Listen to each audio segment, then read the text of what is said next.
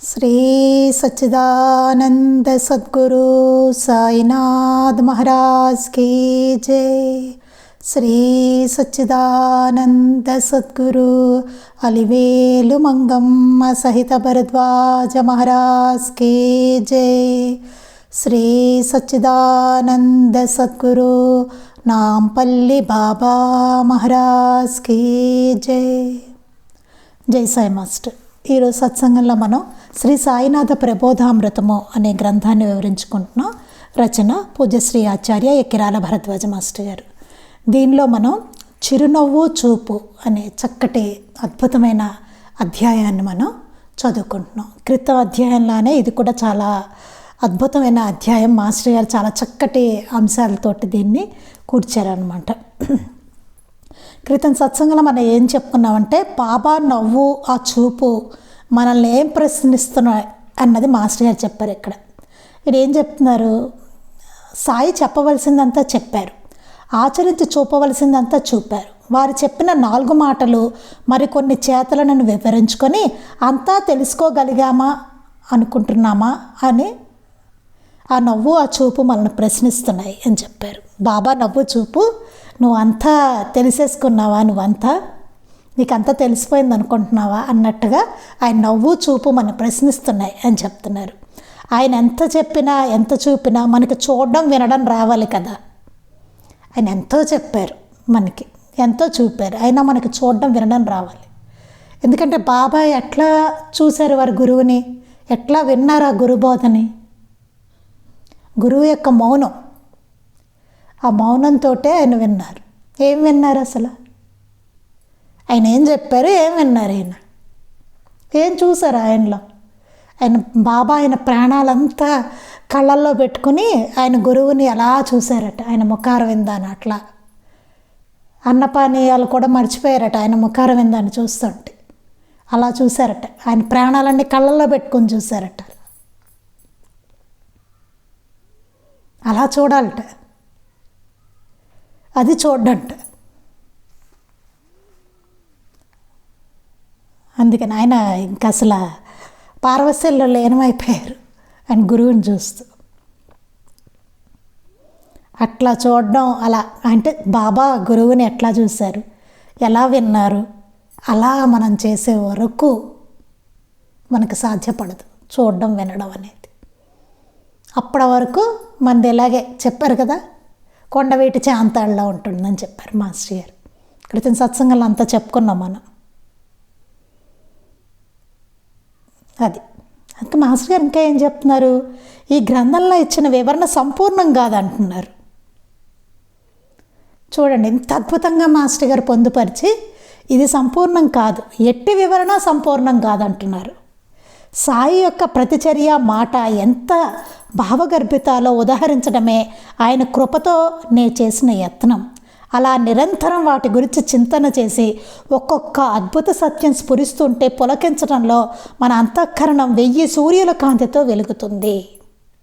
అలా చింతన కొనసాగిస్తుంటే క్రమంగా ప్రతిక్షణము ఆయనలో నిత్య నూతనమైన అంశాలను గమనిస్తూ పారవస్యంలో లీనమైపోతాము. వారి మాటలను ప్రతిసారి కొత్తగా వింటాం, వారి మాటలన్నీ ప్రతిసారి కొత్తగా వింటాం. మన లీలామృతం చదువుతుంటే ప్రతిసారి కొత్తగా ఉంటుంది అప్పుడు. అంతే తప్ప ఎప్పుడు చదువుతున్న గ్రంథమే కదా, ఎప్పుడు చేస్తున్న లీలామృతం పారాయణే కదా, అలా అనిపించదు. నిత్య నూతనంగా వింటాం, చూస్తాం దాన్ని. అందుకని అలా చింతన కొనసాగిస్తూ ఉంటే క్రమంగా ప్రతిక్షణము ఆయనలో నిత్యనూతనమైన అంశాలను గమనిస్తూ పారవస్యంలో నీలమైపోతాం. వారి మాటలను ప్రతిసారి కొత్తగా వింటాము. అలా అంతకంతకు ఆయనలోని విశిష్టతలోని కొత్త అంశాలను గమనిస్తాము. ఆయన గూర్చిన మన అవగాహన కూడా ప్రాకృతికమైన మన దేహంలాగానే అనుక్షణము వృద్ధి చెందుతూ ఉంటుంది. మనం ఎట్లా వృద్ధి చెందుతుందో మన దేహము, అలాగే ఆయన గురించిన అవగాహన కూడా వృద్ధి చెందుతూ ఉంటుందన్నమాట. ఆయన పట్ల మన ధ్యానం వృద్ధి చెందుతుంది.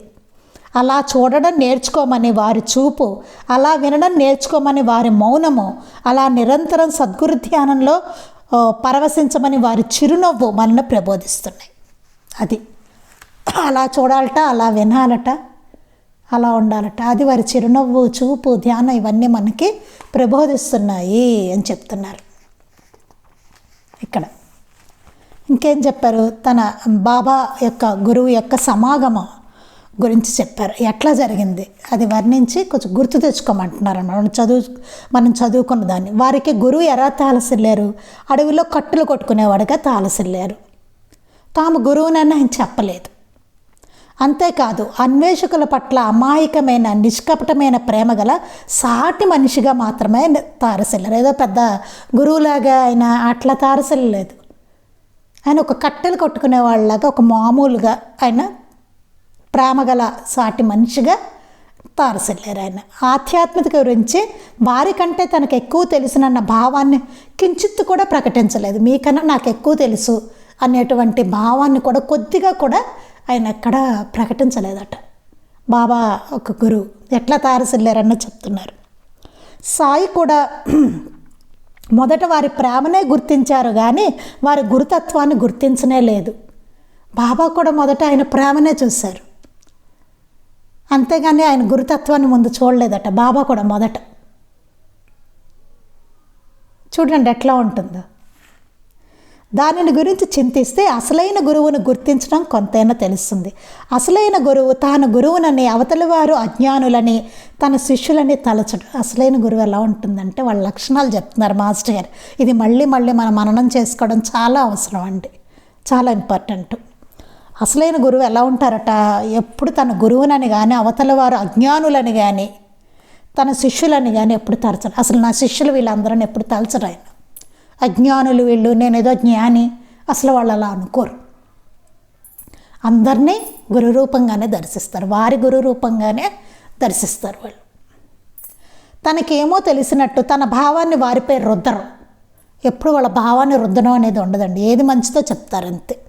మనం నడిచామా ఆ మార్గంలో నడుస్తాం, లేదా లేదంతే.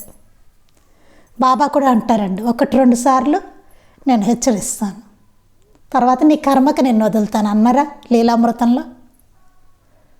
ఎప్పుడు రుద్దడం అనేది ఉండదు, చెప్తారు ఏది మంచో చెడో చెప్తారు, పట్టుకుని నడవాల్సింది మనమే అక్కడ. సాటి మనిషి ఎలా మన శ్రేయస్సు కోరి కొన్ని సూచనలు మాత్రమే చేసి మన నిశ్చయానికే నిర్ణయాన్ని విడిచిపెడతాడో అలాగే చేస్తాడు. ఆయన కూడా అలాగే చేస్తారట. సాటి మనిషి శ్రేయస్సు కోరి కొన్ని సూచనలు మాత్రమే చేసి మన నిశ్చయానికే నిర్ణయాన్ని ఎలా విడిచిపెడతారో అలాగే సాటి వాళ్ళు ఏం చేస్తారండి, మనకి మన నిశ్చయానికే వదులుతారు ఏదైనా చెప్పి కదా. అట్లాగే అది చెప్తారు, మంచేదో చెడేదో చెప్తారట. చెప్పి నీ ఇష్టం తీసుకో. అతి నిరాడంబరుడై ఉంటాడు ఆయన, అతి నిరాడంబరంగా ఉంటారట. అట్టి తత్వాన్ని తిరిగి నిర్దిష్టమైన ముముక్షత్వమే గుర్తించగలదు. ఎవరు పడితే వాళ్ళు గుర్తించలేరండి అలాంటి తత్వాన్ని. మళ్ళీ ఎవరైతే అంత నిర్దిష్టమైన ముముక్షత్వం కల వాళ్ళు ఎవరు ఉంటారో వాళ్ళే గుర్తించగలుగుతారట. అందుకే మాస్టర్ గారు చెప్తారు, రాశారు అందులో, జ్ఞానిని జ్ఞానే గుర్తించగలరు అని. మళ్ళీ అట్లాంటి వాళ్ళే ఆయన గొప్పవాళ్ళని చెప్పాలి. ఎవరు పడితే వాళ్ళు చెప్తే అదే వాళ్ళు గుర్తించలేరు అసలు. తాము పండితులమని, ఆచారవంతులమని, అధికులమని అహంకరించేవారు తప్పక నిజమైన గురువును కోల్పోతారు. అట్లాంటి లక్షణాలు ఉన్నవాళ్ళు నిజమైన గురువును కోల్పోతారట. నిర్హేతుకమైన ప్రేమ, నిరాడంబరత, వినమ్రతలే గురువు యొక్క లక్షణాలు. గురువు యొక్క లక్షణాలు ఎలా ఉంటాయట? నిర్హేతుకమైన ప్రేమ ఉంటుంది, దానికేమో హేతు ఉండదు అసలు. అన్కండిషనల్ లవ్ ఉంటుంది, ఏ కండిషన్ ఉండదు వాళ్ళు దానికి. నిరాడంబరత, వినమ్రత అవి గురువు యొక్క లక్షణాలు. అంతేకాదు శాస్త్ర పాండిత్యాన్ని, ఆచార్యపటిమని ప్రదర్శించరు. వాళ్ళ శాస్త్ర పాండిత్యాన్ని ప్రదర్శించరు, ఆచార్యపటిమని ప్రదర్శించరు. ఉత్తములైన సద్గురువులు పండిత సమదర్శనమే వాళ్ళ లక్షణం అన్నమాట. నిరహంకారము, నిరాడంబరులై నిజమైన పండిత లక్షణాలు వాటిని కలిగి ఉంటారనమాట. అట్టి పండితుడే గురువు అనదగినవాడు. దీనికి ప్రకృతిలో కూడా సారూప్యాలు కనిపిస్తాయి. కొండలు గుట్టలు కొట్టవచ్చినట్టు కనిపిస్తాయి. వాటిపై ఆలయాలు నిర్మించుకొని ప్రత్యేకంగా గౌరవిస్తాము. కానీ అట్టి అసంఖ్యాకమైన పర్వతాలన్నింటినీ మట్టిపెట్టలతో సమానంగా తనపై వహించే భూమి మన గుర్తింపులో ఉండదు. వీటిని అన్నిటినీ భూమి నేను చెప్పుకున్న మోస్తూ ఉంటుంది. ఆ భూమి మనకెప్పుడు గుర్తింపులో ఉండదు అసలు. ఒక్కరోజు కూడా మనం ఆ భూమి కృతజ్ఞత చెప్పుకొని చూడు. చూడండి, నిజానికి మనకు తిండి గుడ్డ నివాసము సర్వాన్ని ఇచ్చేది భూమే. మన కాళ్ళ క్రింద ఉండి మనకు నిలబడే అవకాశాన్ని, శ్రమ చెందినప్పుడు పడుకునే ఆస్కారాన్ని ఇస్తుంది. అయినా అది మన గుర్తింపులోకి రాదు. ఇదంతా చెప్పుకున్నాను నిన్న. ఇదే భాగవతంలో వర్ణించబడ్డ అవధూత భూమి నుండి నేర్చిన సత్యం. అలానే గాలి సర్వజీవులకు జీవనాధారం, కానీ దానిని అనుక్షణము పొందుతూ కూడా మనం దానిని ఎప్పుడూ గుర్తించలేము. ఆకాశం అనంతకోటి విశ్వాలను తనలో వహిస్తుంది, కానీ పై వాటి మాత్రం కూడా మన చేత గుర్తించబడదు. చూసారా, అంత ఆ ప్రకృతిలో ఉన్నవి, భూమి, ఆ గాలి, ఆకాశం, ఇవేమీ అసలు మన చేత గుర్తించబడవు ఏ రోజు. చూడండి, ఇంత చేస్తున్నా అవి ఎప్పుడు గుర్తించబడవు. కానీ ఇక్కడ ఒక పాయింట్ గుర్తుపెట్టుకోవాలండి. నేను అసలు నిన్న చెప్దామనుకున్నాను. ఇంత వాళ్ళు నిరాడంబరంగా ఉంటారు మహనీయులు, సద్గురువులు కదండి. వాళ్ళు ఏం కోరుకోరు, నిర్హేతుకమైన ప్రేమ మన్నించి ఏమీ కోరుకోవట్లేదు. మనకు తెలుసు. అది తెలిసి మనం అది ఏమవుతుందంటే అదొక తేలిక భావన వచ్చేస్తుంది. ఎట్లాంటి తేలిక భావన అంటే బాబాకి ఏం అక్కర్లేదు. ఎస్, ఆయనకేం అక్కర్లేదు, అది కరెక్టే. ఆయనకు అక్కర్లేదు, అది కరెక్టే. కానీ మనకి కావాలి. ఎట్లా కావాలి? ఆయనకి ఏం చేయాలో అది మనం చెయ్యాలి. అది ఎందుకు మనకి కావాలి, మనకి మంచిది అట్లా చేయడం వల్ల. 4 హారతులు చెయ్యాలి. ఎందుకు చేయాలి? ఆయనకి కాదు, అది చేసుకోవడం వల్ల మనకి మంచిది. మనకి భక్తి స్థిరపడుతుంది, మనకి మంచిది కదా. 4 హారతులకి మనం వెళ్ళి చేసుకుంటే ఎవరికి మంచిది? హారతులు చేసుకుని మనకి మంచిది, మన భక్తి స్థిరపడుతుంది. మనకి పూజ ఎందుకు మంచిది? మనకి మంచిది. చేయకపోతే ఆయన తంతాడా? అబ్బే కాదు, ఆయనకి ఒరిగేదేం లేదు. అది గుర్తుపోయి ఏదైనా మనకి మంచిది. ఆయన భగవంతుడు చేసుకోవడం వల్ల మనకి మంచిది తప్ప ఆయన చేయకపోతే తంతారనో లేకపోతే ఆయనకి జరగాలనో ఇట్లాంటి కండిషన్ కాదు. అక్కడ గుర్తుపెట్టుకోవాలి. వారు కోరుకోరు, బాబాకి ఏమక్కర్లేదు. అది నిజమే, కరెక్టే. ఆయన శరీరంతో ఉన్నప్పుడు ఎట్లా ఉన్నారు? కరెక్టే అదంతా. కానీ మన వైపు నుంచి ఎట్లాగా అంటే మనం ఆయన గౌరవించాలి, మనం మహనీయులను గౌరవించాలి, మనం సద్గురువుని గౌరవించాలి, మనం భక్తితో చేసుకోవాలి. మన వైపు నుంచి ఉండాలి. అది మన వైపు నుంచి చేయాల్సినవి చేయాలి. మరి అట్లాంటి బాబాకి రాధాకృష్ణ అయ్యి అట్లా చేసిందండి ఆవిడ. అంత అలంకరించి మరి ఆరతులు ఎందుకు చేసింది ఆవిడ? నిజమే, బాబాకి ఏమక్కర్లేదు కదా. ఎందుకు చేసింది ఆవిడ? ఆవిడకి తెలుసు మన భక్తి నిలవడం కోసం చేసింది ఆవిడ. ఆ రకంగా మన శ్రద్ధ, భక్తి అవన్నీ నిలవడం కోసం. పువ్వులు ఎందుకు పెడతామండి? ఆయన అడిగారు ఆ పువ్వులు పెట్టమని? కాదు, మన భక్తి నిలుస్తుంది అప్పుడు. అగరత్తులు ఎందుకు పెడతాం? దీపం ఎందుకు పెడుతున్నాం? అవన్నీ చేస్తుంటే మన భక్తి నిలుస్తుంది, మన శ్రద్ధ, మనం ఆయనకి ఇస్తున్న ఆ భావన, అది కదా. అందుకోసం కదా చేస్తుంది. ఆయన ఏదో మనకు మార్కులు వేయరు, అది కాదు. వీడేదో పెట్టాడు కదా వీడు మార్క్ వేస్తాను, అట్లా కాదు అసలు. అది అక్కడ పాయింట్. వీడు కొబ్బరికాయ కొట్టాడు కాబట్టి, వీడు కొట్టలేదు కాబట్టి, అసలు అది కాదు పాయింట్ అక్కడ. చాలా జాగ్రత్తగా ఆలోచించుకోవాలి. ఇది వాళ్ళకి ఒరిగేది ఏమీ లేదు అసలు.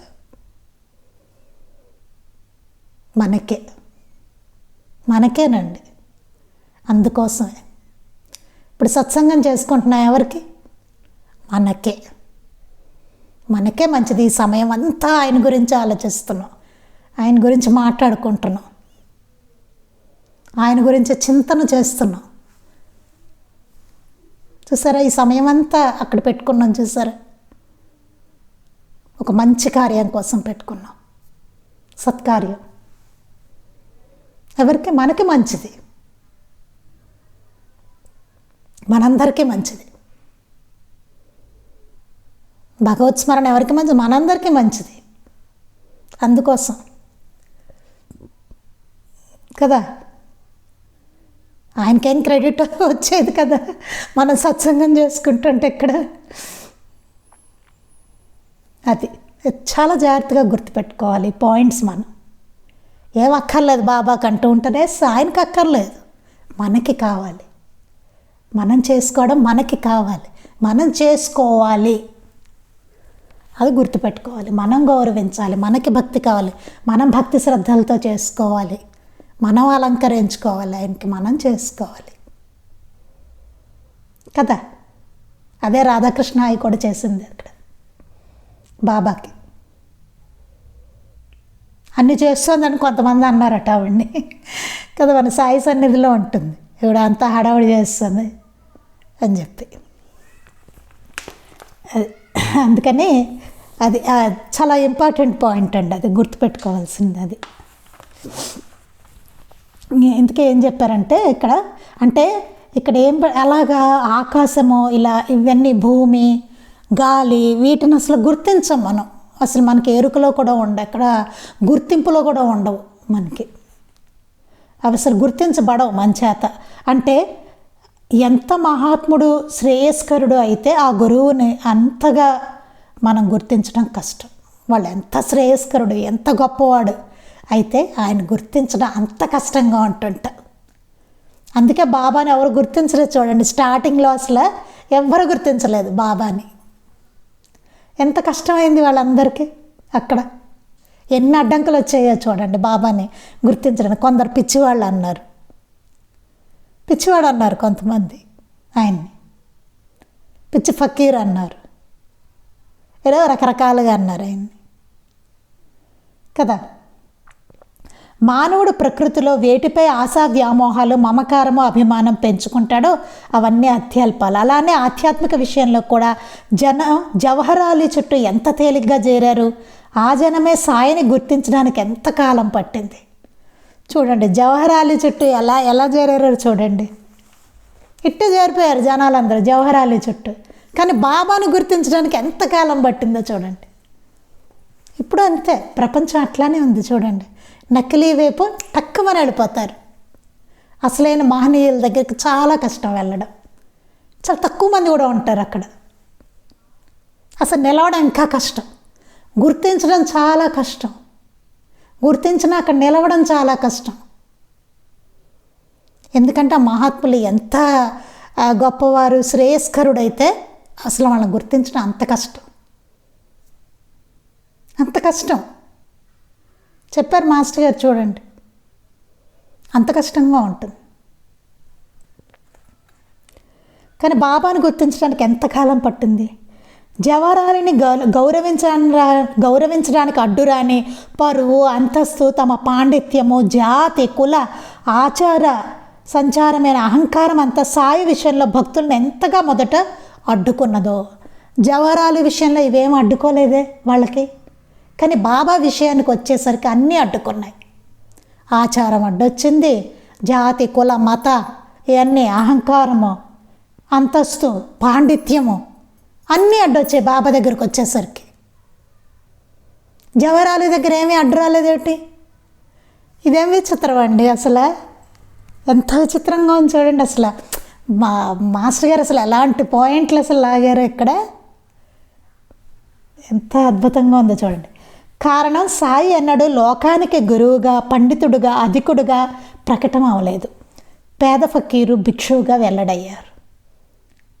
కారణం ఏంటంటే ఆయన ఎప్పుడు పేద ఫకీరుగా, భిక్షువుగా వెల్లడయ్యారు. కానీ ఆయన ఎప్పుడు లోకానికి ఒక గురువుగా, పండితుడుగా, అధికుడుగా అలా ఎప్పుడూ ఆయన వెల్లడి కాలేదు. అలా వెల్లడవలేదు. అలా అయ్యుంటే జనాలు తండోపతండాలుగా వస్తారు. అట్లా రాలేదే. ఆయన ఒక పేద ఫకీరుగా, ఒక భిక్షువుగా వచ్చారు. ఎంత కష్టం గుర్తించడం, చాలా కష్టం. ఓ వెంకటేశ్వర స్వామి ఎట్లా వచ్చారు, ఓ నాంపల్లి బాబా ఎట్లా వచ్చారు, చివటం అమ్మ ఎలా వచ్చారు. ఎట్లా గుర్తిస్తాం వాళ్ళని? చాలా కష్టం. మాస్టర్ గారు ఎట్లా వచ్చారు, ఒక లెక్చరర్, ఆయన ఎట్లా గుర్తించేది అంటే ఒక సామాన్యుడు ఎట్లా ఉంటారో అట్లా ఆయన ఉద్యోగం చేసి అట్లా వచ్చారు. ఆయన ఎట్లా గుర్తిస్తారు కదా. ఎట్లా గురువు అవతారాలతో రాలేదే వీళ్ళెవరు, మొదటే చాటుకుంటూ రాలేదు వాళ్ళు. వీరెవ్వరూ అట్లా రాలేదు.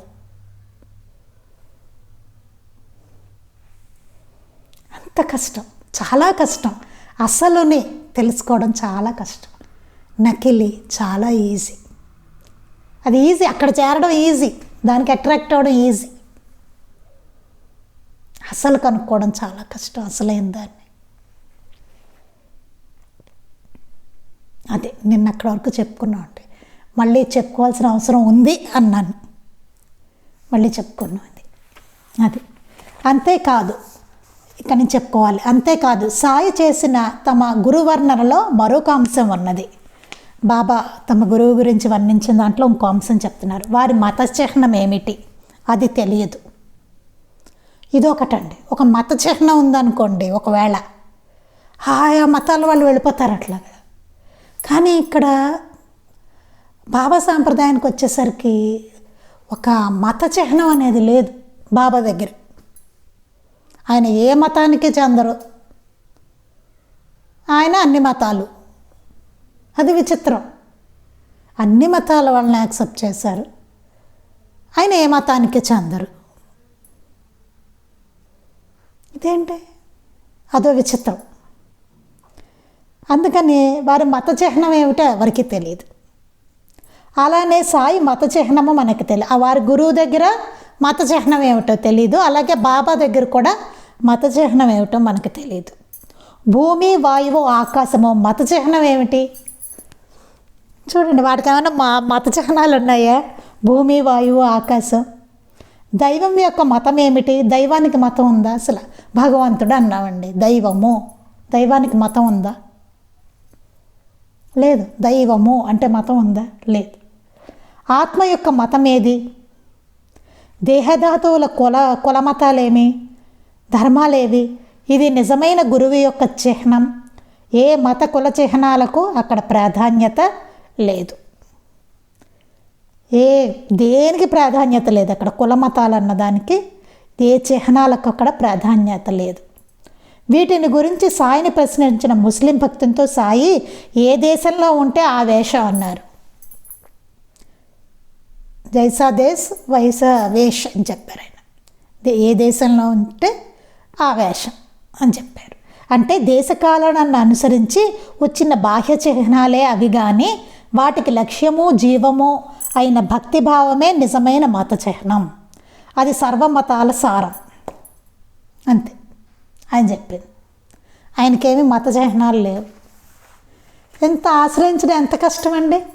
అన్ని మతాలని ఆదరించే ఆయన్ని ఆశ్రయించడం ఆ రోజుల్లో అసలు ఎంత కష్టమో చూడండి.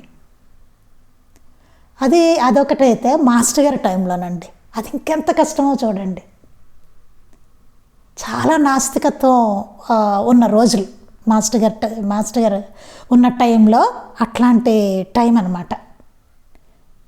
అలాంటి టైంలో బాబాని గురించి ఆయన ప్రచారం చేయడం అంటే అది పైగా ఒక ముస్లిం అనుకునే టైం అది కదా. బాబా అంటే ముస్లిం అనుకునేలాంటిది, ఒక ఫకీర్ అన్నట్టు కదా. అలాంటి ఆయన గురించి చెప్పడం ఎంత ఛాలెంజో చూడండి. అసలు బాబా ఒక ఛాలెంజ్ అక్కడ బాబాకి వచ్చిన టైము.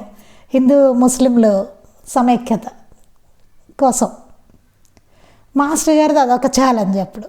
చూడండి ఎలాంటి టైము అది వారు వచ్చింది.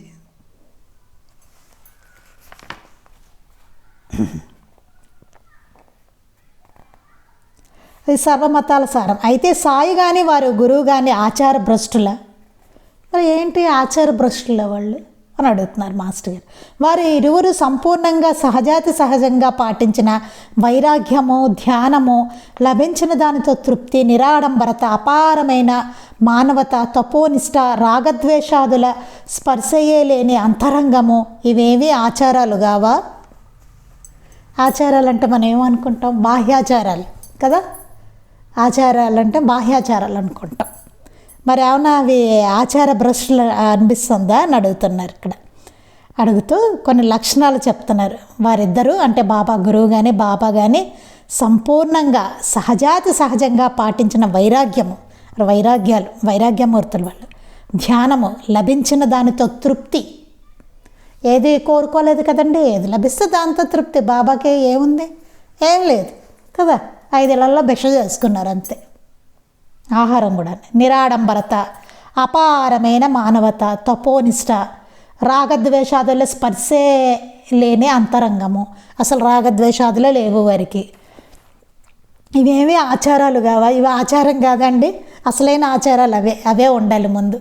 బాహ్యాచారాలు కాదు, అవి ఉండాలి. లోపల ఉండాల్సిన ఆచారం అది. అసలు ఉండాల్సినవే అవి కదా. బాహ్యాచారమైనా ఎందుకు? ఈ లోపల ఇవి రావడం కోసమే, అంతే కదా. బాహ్యంగా చేసేవి కూడా అందుకోసమే కదా. ఇది లేనప్పుడు అది మాత్రం ఎందుకు? అహంకార మతాంధులమైన మనకు యోచిస్తే కానీ ఇవే నిజమైన ఆచారాలని తెలియవు. అది మాస్టర్ గారు ఎంతో స్పష్టంగా చెప్పారు. అహంకార మతాంధులమైన మనకు నిజంగా యోచిస్తే కానీ ఇవే నిజమైన ఆచారాలని తెలియవు. నిజమైన ఆచారం అంటే ఇదే. నిజంగా ఆచారం అంటే ఆచరించవలసినవి ఇవే. అవన్నీ కాదండి. తడి బట్టలు కట్టుకున్నామా, లేకపోతే తప్పుకో, నువ్వు పక్కకి తప్పుకో, అవన్నీ కాదు నిజమైన ఆచారాలు ఇవి. వైరాగ్యం ఉండాలి, తపోనిష్ట, అపారమైన మానవత, లభించిన దానితో తృప్తి, నిరాడంబరత, రాగద్వేషాలు లేని అంతరంగము. ఇవి నిజమైన ఆచారాలు.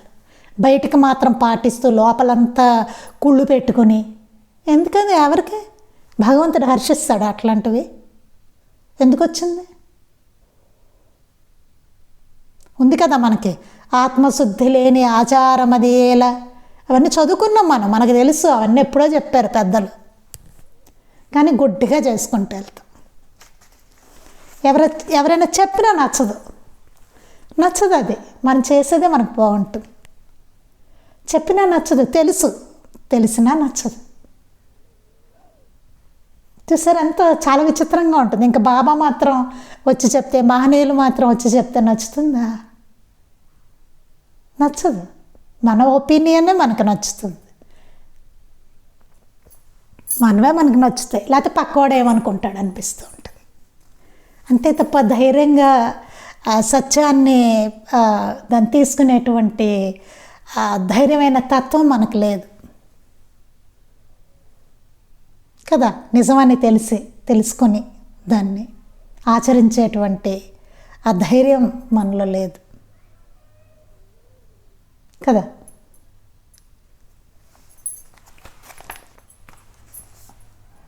అందుకని ఇవన్నీ అంతరంగం. ఇవేవి ఆచారాలు కావా. అహంకార మతాంధులమైన మనకు యోచిస్తే కానీ ఇవే నిజమైన ఆచారాలని తెలియవు. మిగిలిన మత కులాచారాలన్నీ ఉత్తమమైన సంస్కారాన్ని మనలో పెంచేందుకు ఉద్దేశించబడిన ఉపకరణాలు మాత్రమేనని వివేకంతో యోచిస్తే తెలుస్తుంది. అవన్నీ రావడం కోసమే ఇవన్నీ, ఉత్తమంగా తయారవడం కోసమే ఇవన్నీ ఉన్నాయి. అవుతున్నామా? చేస్తుంటే అవుతున్నామా? చేయవలసిన విధంగా చేయాలి కదా. అసలు ముందు సరిగ్గా ఉండాలి కదా, మనసు బాగుండాలి కదా. కానీ మానవులు జడబుద్ధులు అవడం వలన చరిత్రలో పొడుగున కులమత ఆచారాల వలన తద్విరుద్ధమైన అహంకార అభిమానాలు మాత్రమే మానవులో వృద్ధి పొందడం చూస్తాము. అదిగో ఇదే ఇప్పుడు మనం అనుకున్నదే ఇప్పుడు చెప్తున్నారు. కానీ ఏమవుతుంది? మానవుల్లో జడబుద్ధులు అవడం వల్ల చరిత్ర పొడుగున ఏమవుతుంది? ఆచరిస్తున్నారు. కానీ కులమత ఆచారాల వలన తద్విరుద్ధమైన అహంకార అభిమానాలు మాత్రమే మానవుల్లో వృద్ధి పొందుతున్నాయి. అహంకారము ఇవే వస్తున్నాయి తప్ప వాళ్ళల్లో ఇంకేం వృద్ధి పొందట్లేదు. రావాల్సిన పరిణతి రావటం లేదే మానవుల్లో.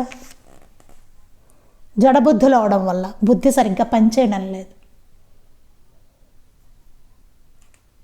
పరిపాకం కలగడం లేదు. ఎందుకు చేస్తున్నామో తెలియదు, ఏదెందుకు చేస్తున్నామో తెలియదు, సరైన అవగాహన లేదు.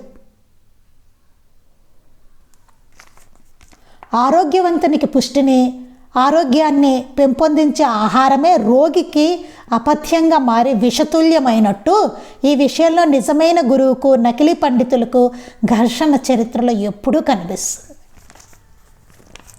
ఎప్పుడు ఘర్షణ ఉంటుందటండి. ఆరోగ్యవంతుడికి పుష్టిని, ఆరోగ్యాన్ని పెంపొందించే ఆహారం. ఆరోగ్యంగా ఉన్నవాడికి ఏమవుతుందండి? ఆహారం చక్కగా మనకి ఏమవుతుంది? తింటే ఆరోగ్యాన్ని ఇస్తుంది, చక్క పుష్టిని ఇస్తుంది. ఆహారం. అదే ఆహారం రోగికి అపథ్యం. అదే ఆహారం అవుతుంది శుభ్రంగా ఒక రోగికి పెట్టేసాం అనుకోండి, బలమైన ఆహారం బాగా తీసుకెళ్ళి అది అపథ్యంగా మారి విషతుల్యం అవుతుంది. వాడి పెట్టకూడదు అట్లాంటివి, లైట్గా పెట్టాలి. జ్వరం వచ్చిన వాడికి ఆ జ్వరం వచ్చితే ఏ ఆహారం పెట్టాలో అదే పెట్టాలి, ఇట్లాంటివి పెట్టకూడదు. ఆరోగ్యవంతుడు పెట్టే ఆహారం వాడికి పెట్టకూడదు జ్వరం వచ్చిన వాడికి. అలాగే ఈ విషయంలో నిజమైన గురువుకు నకిలీ పండితులకి ఘర్షణ ఎప్పుడూ ఉంటుంది చరిత్రలో అని చెప్తున్నారు. ఉత్తమ వర్ణ యూదుల్లోని యేసుక్రీస్తు తదితరులైన వర్ణస్థులతో కూడినప్పుడు వారి వలె చేతులు కాళ్ళు కడుక్కోకుండా భుజిస్తున్నప్పుడు మత గురువులు వారిని సంజాయిషి కోరారు. అప్పుడు ఆయన అంటారు, మానవుడు తనలో స్వీకరించే వాటి వలన కంటే తన నుండి బహిర్గతమయ్యే వాటి వలన ఎక్కువ అపవిత్రుడు అవుతాడు అని బుద్ధి చెబుతారు. యేసుక్రీస్తుని అంటారట, మిగతా వర్ణస్థులతో కూడి ఆయన తింటున్నారట, భోజనం చేస్తున్నారట. వాళ్ళలాగా కాళ్ళు చేతులు కడుక్కోకుండా ఆయన తింటుంటే మిగతా మత గురువులందరూ ఆయన్ని సంజాయిషి అడిగారట. అప్పుడు ఆయన అన్నారట, మానవుడు లోపలి తీసుకుంటున్న వాటికన్నా వాళ్ళ నుంచి బయటకు వచ్చే వాటి వల్లనే ఎక్కువ అపవిత్రుడు అవుతున్నాడు అని చెప్పారట. మన లోపలికి వెళ్ళేది కాదు, మన నుంచి బయటకు వచ్చే దానివల్లనే ఎక్కువ అపవిత్రం. అంటే మన మాటలు, చర్యలు, మన భావాలు, ఇవన్నీ ఆహారం తీసుకునే ఇది కాదండి. ఎవరితో కూర్చొని తిన్నాము, కడుక్కొని తిన్నావా చెయ్యి, ఇవన్నీ కాదు. అక్కడ మనకేమంటూ ఎవడ పక్కన కూర్చుని తింటే అవన్నీ కాదు, అవన్నీ అపవిత్రం కాదు. మనం మాట్లాడే మాటలు, మన భావాలు, మన చేష్టలు అవన్నీ అపవిత్రాలు. అదే అపవిత్రం అంటే అని బుద్ధి చెప్పారట. మనోభావాలు, యోచనలు, మాటలు, చేతలు మనలోంచి బహిర్గతమయ్యేవి. మనస వాచ కర్మణ మనం రాగద్వేష కామాదుల వలన కలుషితమై ఉన్నాక ఎంత మడితో ఆచారంతో తింటేనేమి, వారిలోని ఇట్టి గుణాలు నానాటికి తగ్గుతున్నాయా? ఇట్టి ఆచారాలేవి పాటించని ముస్లిం ఫకీర్లైన ముక్తాయిల్లో అంతరంగిక శుద్ధి కలుగుతుందా? ముక్తులలో అంతరంగిక శుద్ధి కలుగుతుందా? చూడండి, అసలు మాస్టర్ గారు ఎంత ఇదిగా అడుగుతున్నారో చూడండి. ఎక్కడైనా తీసుకోండి, ఇది ఏ మతంలో తీసుకున్నా సరే, ఇది మనస వాచ కర్మణ మనం రాగద్వేష కామాదుల వల్ల కలుషితమై ఉన్నాక, మనం ఎప్పుడు కలుషితంగానే ఉంటామండి. మనస వాచ కర్మణ రాగద్వేషాలతోటి మనందరం కదండి కలుషితంతోనే ఉంటాం. అలా ఉన్న తర్వాత ఎంత మడితో ఆచారంతో తింటేనేమి, ఎంత మడి కట్టుకొని ఆచారంగాను అందరినీ దూరంగా ఉంచి మడి కట్టుకుని వంట చేసుకుని ఎవడో చూడకుండా ఎక్కడో పక్కన కూర్చుని ఎవరిని ముట్టుకోనివ్వకుండా సెపరేట్గా వంట చేసుకొని తింటేనేమిటి? వారిలోని ఇట్టి గుణాలు నానాటికి తగ్గుతున్నాయా? అట్ట చేసుకుని తింటూ ఉంటే మాత్రం, అంత ఆచారంగా ఉంటే మాత్రం లోపలున్న గుణాలన్నీ తగ్గుతున్నాయా? ఇదే ప్రశ్న. తగ్గుతున్నాయా గుణాలు? అవి చేసుకుంటూ పెడుతూ ఉంటే అట్లాగా తగ్గుతున్నాయా? లేదు. నానాటికి అహంకారం పెరిగిపోతుందండి, ఇంకా పెరిగిపోతుంది తప్ప తగ్గదు. ఏం జరగాలి? ఇంకా నమ్రత రావాలి, ఇంకా వినయం రావాలి, ఇంకా ప్రేమభావం రావాలి, రాగద్వేషాలు పోవాలి కదా, ఇంకా సత్వగుణం రావాలి, ఇంకా ఎంతో బాగా అవ్వాలి నిజానికి. కానీ జరగట్లేదు కదా. నానాటికి ఇంకా అహంకారం పెరిగిపోతుంది, ఇంకా రాగద్వేషాలు పెరిగిపోతున్నాయి, ఇంకా ఇతరుల పట్ల చులకన భావన, అహంకారం, అసహ్యం అన్నీ పెరిగిపోతున్నాయి. అది కాదు కదా, తద్విరుద్ధమైనవన్నీ జరుగుతున్నాయి. అంటే ఒకందుకైతే ఒకందుకు జరుగుతోంది, ఒకందుకు జరగవలసింది మరొకందుకు జరుగుతోంది. అది తప్పు కదా. ఇట్టి ఆచారాలేమీ పాటించని ముస్లిం ఫకీర్లైన ముక్తులలో అంతరంగిక శుద్ధి తగ్గుతుందా? ఇట్టి ఆచారాలు ఏవి ఉండవు, పాటించరు. ముస్లిం ఫకీర్లైన కొంతమంది ఉంటారు ముక్తులు, అంతరంగిక శుద్ధి ఉంటుంది వాళ్ళు. అది తగ్గిపోతుందా ఏమన్నాను? వాళ్ళ ఆచారం పాటించరు ముస్లిం ఫకీర్లు కొంతమంది, వాళ్ళ అంతరంగిక శుద్ధి వాళ్ళది. అదేమన్నా తగ్గిపోతుందా బాహ్యాచారం పాటించకపోతే? ఏమీ తగ్గదు. అంతరంగం శుభ్రంగా శుద్ధంగా ఉంటుంది. అసలు ఇంపార్టెంటే అది, బాహ్యం కాదు. అంతరంగం లోపల అది శుద్ధంగా ఉండడం ఇంపార్టెంట్. అది కదా ఆచారం అంటే, అది ఆ గుణాలన్నీ ఉండాలి ముందు. సరిగ్గా అర్థం చేసుకుంటే చాలా మంచి అధ్యాయం అండి ఇది. రావాల్సిన మార్పు ఖచ్చితంగా వచ్చి తీరే అధ్యాయం జాగ్రత్తగా చదువుకుంటే. ఇప్పుడు మనం చదువుకుంది అర్థమైందని నేను అనుకుంటున్నాను. మాస్టర్ గారు చాలా డైరెక్ట్గా చెప్పారు, ఇందులో ఏమీ లాజిక్ ఏమీ లేదు, అంతరంగిక శుద్ధి అదే చెప్పారు. లోపల భావాలు అవే. నువ్వు ఎంత మడిగా ఉండి ఎంత చేసి ఎంత జాగ్రత్తగా తిని ఎన్నైనా చెయ్యి, ఏదైనా చెయ్యి, పోతున్నాయా ఆ లోపల ఉన్నవన్నీ? పోతున్నాయా నీకు? రాగద్వేషాలు, అహంకారం ఇవన్నీ పోతున్నాయా? పోవట్లేదు కదా. ఇంకా దారుణంగా తయారవుతున్నావు, ఎదుటివాడిని ఇంకా దారుణంగా చూస్తున్నావు, ఇంకా ఇంకా పెరిగిపోతుంది అహంకారం, ఇతరుల పట్ల ఇంకా ద్వేషం పెంచేసుకోవడం. అవన్నీ అందుకు ఉపకరణాలు అవుతున్నాయి. ఇదేంటిది? జరగాల్సింది ఏంటి? అవన్నీ తగ్గాలి, తగ్గుకుంటూ రావాలి, కానీ పెరిగిపోతుంది అట్లా. తప్పుగా వాడుతున్నారు కదా, అది చెప్తుంది అక్కడ. మనకు తెలుసు చరిత్రలో ఏం జరిగిందన్నది కూడా మనకు తెలుసు. అందుకే అట్లాంటి ప్రోత్సహించాల. ముందు మనసు శుద్ధంగా ఉండాలి. అదే చెప్తుంది అక్కడ. అదే ఇంకా మిగిలింది మనం రేపు చెప్పుకుందాం. అంటే శ్రీ సచ్చిదానంద సద్గురు సాయినాథ్ మహారాజ్ కీ జై.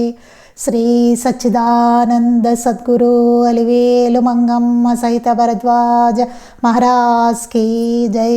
శ్రీ సచ్చిదానంద సద్గురు నాంపల్లి బాబా మహారాజ్ కీ జై.